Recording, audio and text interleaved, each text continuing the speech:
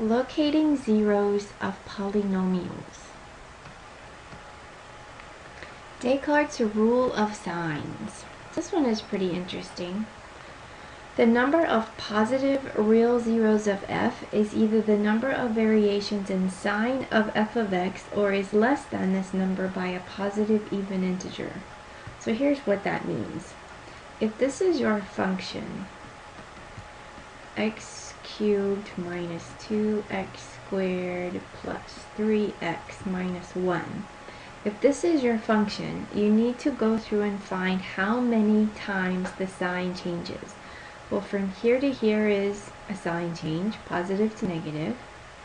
Then we have a negative to positive. Then we have a positive to negative. So the sign actually changed 3 times. So it will be either this, the number of variations in the sign, or less than that by a positive even integer.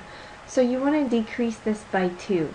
You will have 3 or 1 positive real zeros of f.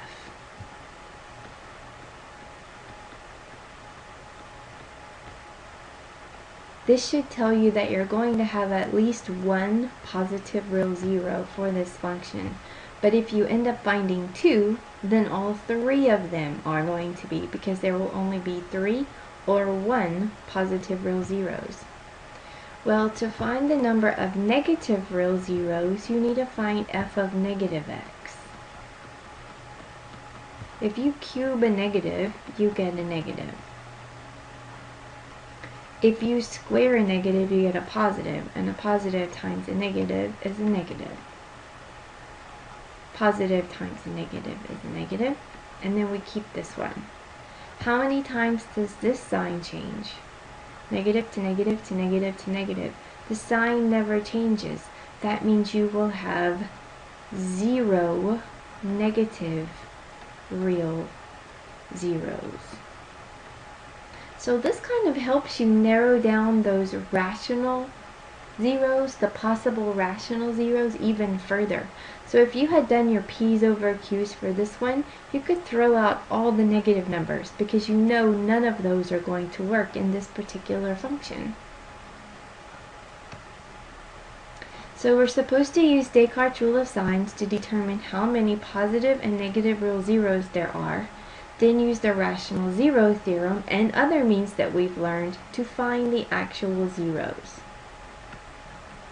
Okay, so to find the number of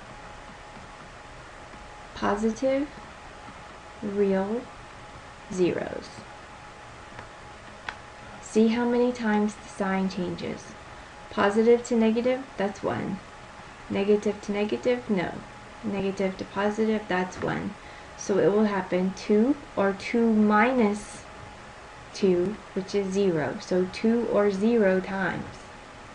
The number of negative real zeros,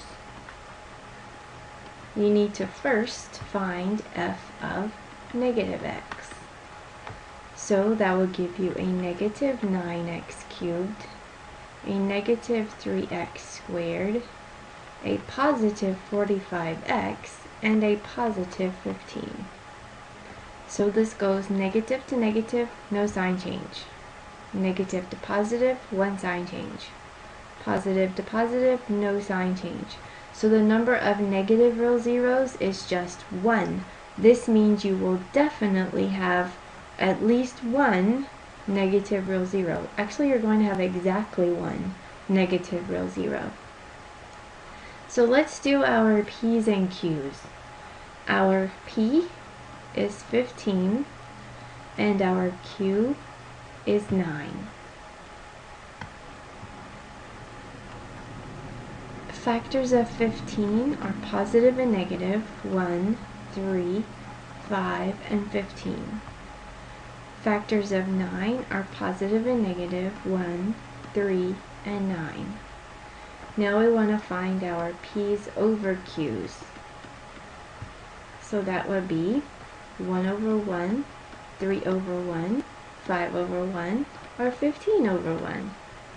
1 over 3, 3 over 3 is 1, 5 over 3. And 15 over 3 is 5. Then we have 1 over 9, 3 over 9, which is 1/3, 5 over 9, and 15 over 9 will be 5/3. So that's our list of possible zeros. Now what we want to do is keep all of this in mind when we're looking for which ones actually are zeros of the function. I know that I'm definitely going to have one negative one, so probably what I'm going to do is start plugging in some negatives. F of -1, see if that works.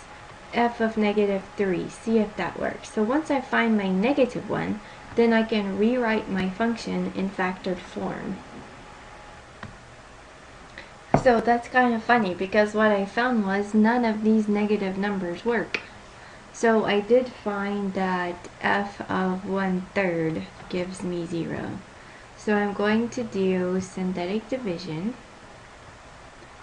put my coefficients in here, bring the first one down, 1/3 of 9 is 3, add, multiply, add, 1/3 of -45 is -15, and add. So in factored form, what I have right now is x minus 1/3 and 9x squared minus 45. So I know that in my list of zeros I'm going to have 1/3. But how about that 9x squared minus 45?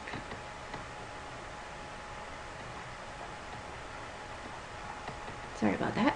Add 45 to both sides, divide by 9, take the square root of both sides, and you get positive or negative square root of 5. So what you can see is square root of 5 is a real number. It's just not a real rational number. So the negative square root of 5 counts as my one negative real zero. The 1/3 and the positive square root of 5 count as my two positive real zeros.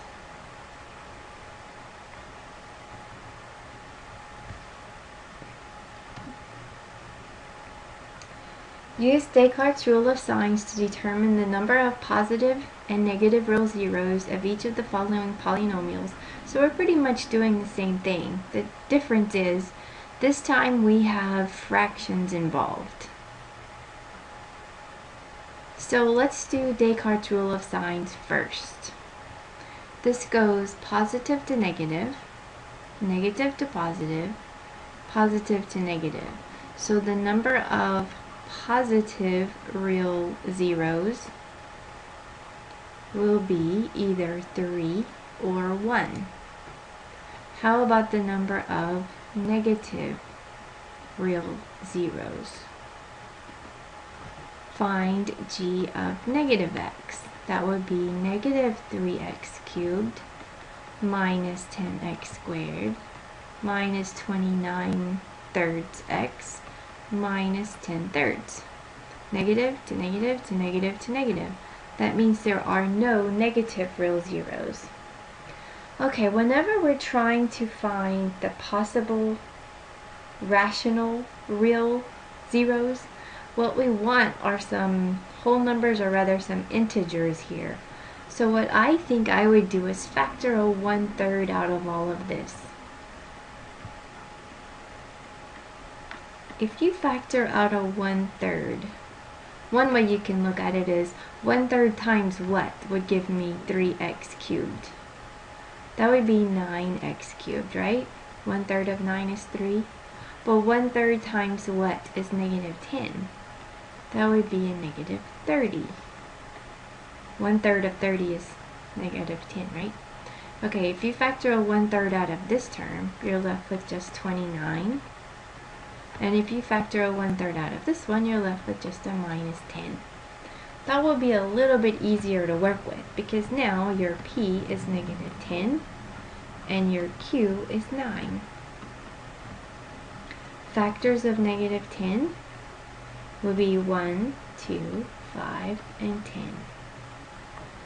Factors of 9, 1, 3, and 9. So P over Q will be 1 over 1, 2 over 1, 5 over 1, 10 over 1, 1 over 3, 2 over 3, 5 over 3, and 10 over 3. 1 over 9, 2 over 9, and 5 over 9. I don't know what this is going to fit. And 10 over 9. So these are all of my possible, rational, real zeros. So we know that we're not going to have any negative ones. So I can throw out this. I don't even need to talk about the negative ones. I only need to look at the positive ones. So here's where I start testing them. Plug in negative 1, see if it works. Plug in, sorry, not negative. Plug in positive 1, see if it works. Plug in 2, see if it works. Plug in 5, see if it works. I'll do that now and I'll be right back. So what I found was 2 works. G of 2 is equal to 0. So I will do synthetic division. That should be a 9. Negative 30. 29, negative 10. So bring down the 9 and multiply. And add and multiply. And add and multiply and add. So right now we have x minus 2, 9x squared minus 12x plus 5. This is equal to our function. So we need to see if this will factor. If it will, let's factor it. If it won't, we'll need to use the quadratic formula. So I've determined that it won't factor.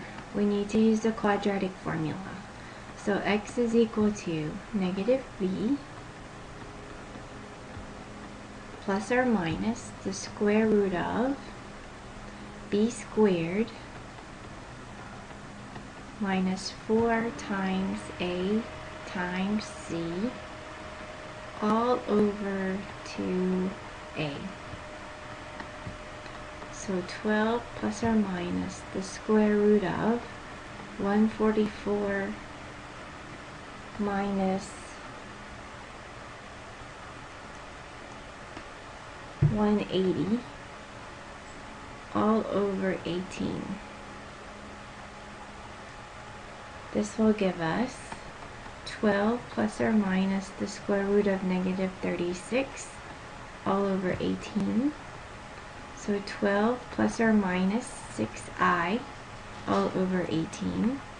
If you reduce this, 6 will go into everything. So you would have 2 plus or minus I all over 6. So what do we have? The zeros. My goodness, this page is a mess. Sorry about that. If you set this one equal to 0, you find that x is equal to 2. But the other two zeros that we have are complex numbers. So you're going to have 2 plus or minus I over 6. Remember, you should write those in separate pieces. So 2 over 6, which is 1/3, plus I over 6, and 1/3 minus I over 6. So these are the zeros of that particular polynomial function.